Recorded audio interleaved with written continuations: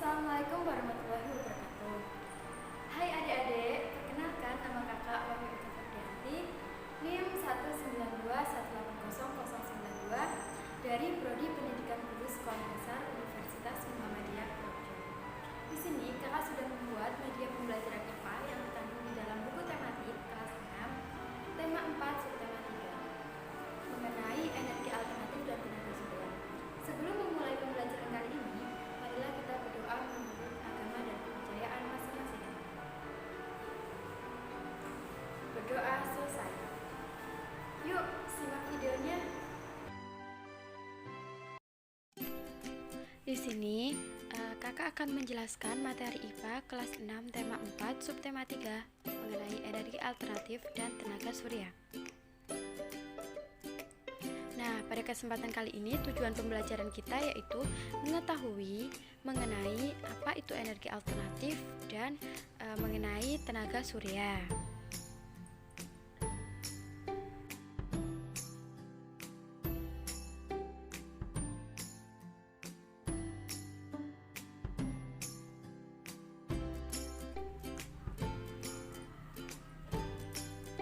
Nah, sekarang apakah anak-anak tahu apa sih itu energi alternatif?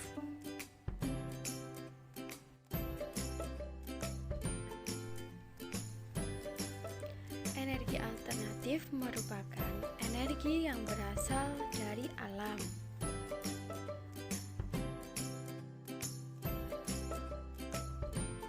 Lalu, apa saja keuntungan dari menggunakan energi alternatif? Nah, keuntungan menggunakan energi alternatif ini sangat banyak.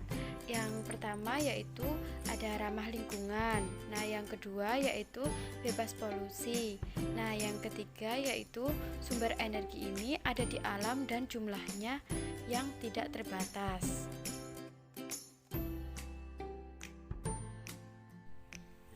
Nah, selanjutnya kita akan membahas mengenai pembangkit listrik tenaga surya atau PLTS. Nah, PLTS ini menggunakan sumber energi dari sinar matahari. Peralatan yang digunakan berupa panel surya. Lalu, apakah adik-adik tahu apa itu panel surya?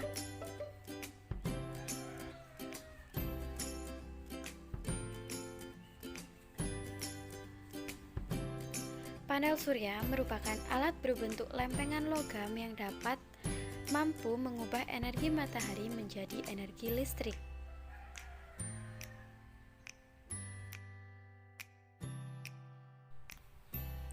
Nah, pada kesempatan kali ini kita akan belajar mengenai cara kerja dari panel surya. Anak-anak, energi yang dihasilkan matahari disebut juga dengan energi surya.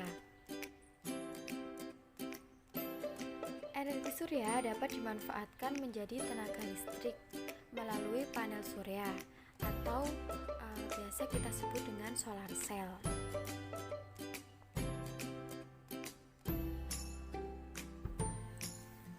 Panel surya dipasang menghadap ke atas untuk menangkap sinar matahari.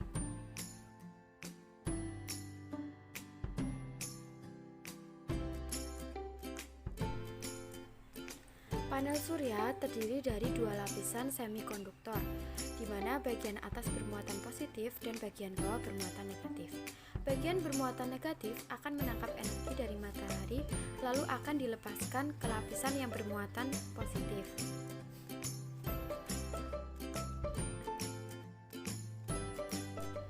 Oleh karena itu, akan terjadi perbedaan tegangan yang menghasilkan arus listrik. Listrik akan distabilkan arusnya oleh alat konversi dan siap untuk digunakan.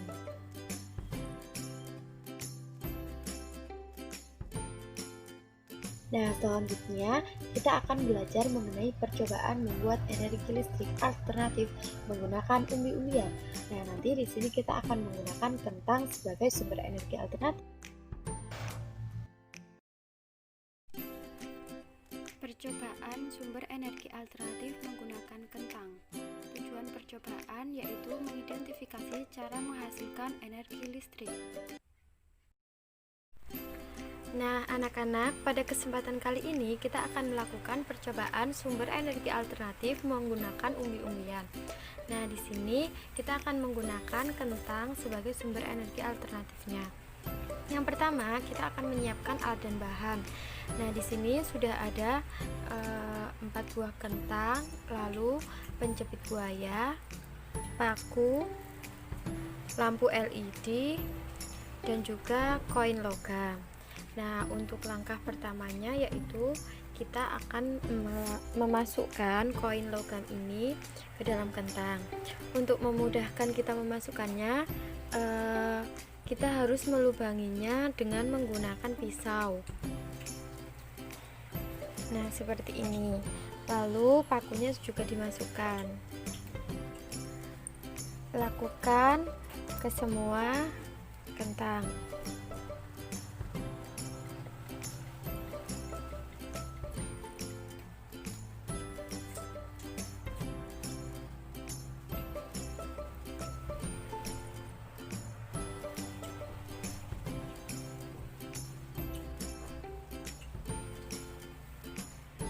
Lalu selanjutnya kita akan menghubungkan penjepit buaya ini satu sama lain.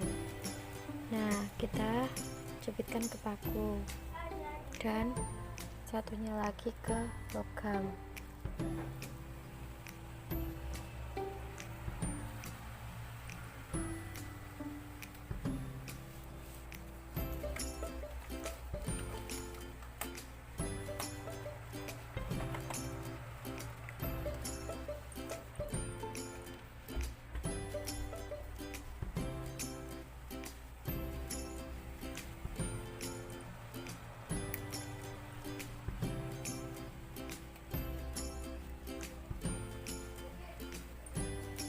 Nah, ini kita hubungkan ke dalam koin, lalu ini kita hubungkan ke dalam yang satu ke dalam paku. Nah, setelah sudah tersusun seperti ini, lalu kita akan menghubungkannya dengan lampu LED. Nah, seperti ini. Lampunya akan menyala.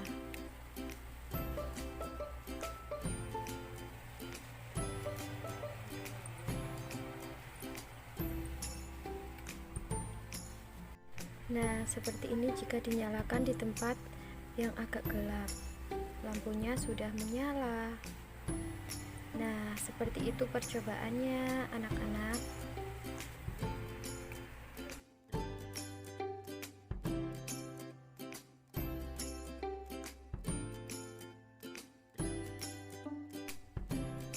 Dari percobaan tersebut dapat disimpulkan bahwa kentang dapat mengalirkan energi listrik karena getah kentang memengaruhi logam dan paku secara kimiawi, layaknya larutan kimiawi di dalam aki. Nah, selanjutnya kita akan pelajari mengenai pemanfaatan sumber energi matahari dalam kehidupan sehari-hari. Pemanfaatan sumber energi matahari dalam kehidupan sehari-hari ini sangat banyak. Nah, di antaranya yaitu yang pertama sumber energi yang tak terbatas. Nah, yang kedua yaitu pembangkit listrik tenaga matahari. Nah, yang ketiga yaitu pengisi daya pada power bank. Yang keempat yaitu penerang alami permukaan bumi, dan yang kelima yaitu untuk mengeringkan pakaian. Nah, selanjutnya lampu surya.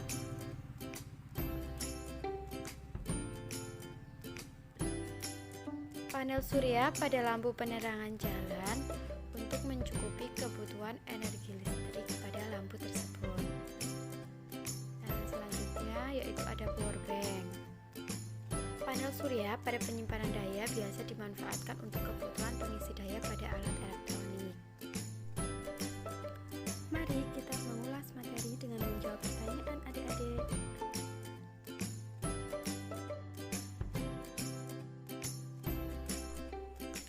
Pertanyaan yang pertama, apa yang dimaksud dengan energi alternatif? Energi alternatif merupakan energi yang berasal dari alam. Pertanyaan saja keuntungan menggunakan energi alternatif?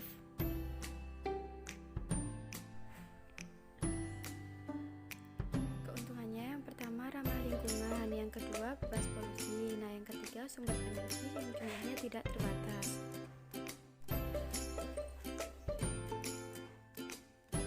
Pertanyaan yang ketiga, apa kepanjangan dari PLTS? PLTS kepanjangannya adalah pembangkit listrik tenaga surya. Pertanyaan yang keempat, sebutkan contoh pemanfaatan sumber energi matahari dalam kehidupan sehari-hari. Contoh pemanfaatannya yang pertama yaitu untuk mengeringkan pakaian. Yang kedua, sebagai pembangkit listrik tenaga matahari. Nah, pertanyaan yang kelima, apa tujuan dari percobaan kentang?